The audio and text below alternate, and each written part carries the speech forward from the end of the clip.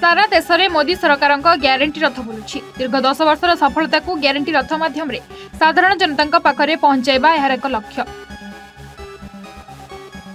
यह कौनसी दलीय कार्यक्रम नुहे, यह समस्ते सहयोग करने निर्देश देता बेले यार ओलटा दृश्य देखा मिली सालेपुर ब्लॉक सौरी पंचायत रे।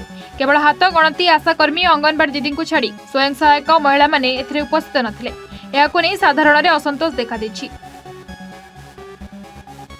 ए रथ आसिबा नै पंचायत रे पूर्वरु प्रस्तुति बैठक होइतिले मध्य कोनोसी एसएचजी महिला गोष्ठीर महिला माने आसि नथिले, जा साधारण रे अभियोग होइछि।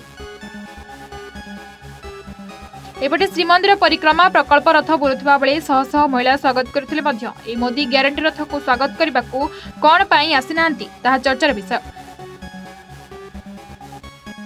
सालेपुर एबीडीओ अधिकारी पहुंची तदंत करेंगे बोली प्रतिश्रुति देइछंती।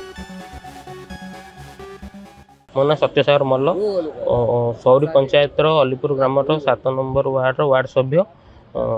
आज जो मोदी सरकार आम संकल्प विकसित भारत रथ आसीथिला, आमर जो एमबीके हूँ सीआरपी हूँ आम पंचायत सेक्रेटरी प्रेसिडेंट एम कई आसी उपस्थित हेले ना।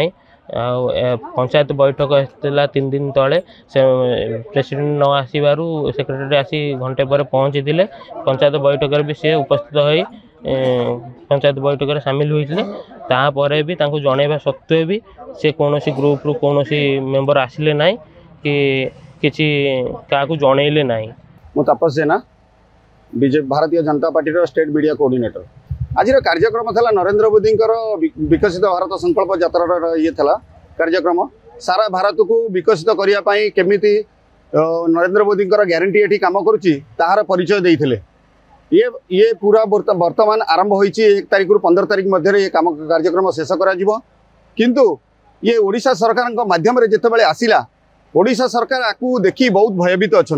मोदी ग्यारंटी कथा जे 9 वर्ष पूर्ति काल मध्य से जहाँ कर से प्रमाण दौरान किंतु आज कार्यक्रम आम ये देखा पाइलु जे आमर जो राज्य सरकार जो अच्छा हिताधिकारी माने से माने एठी ए कार्यक्रम को भय करी एठी के आसिलेनी। सालेपुर जगेश्वर विश्वाल का रिपोर्ट A1 ओडिशा।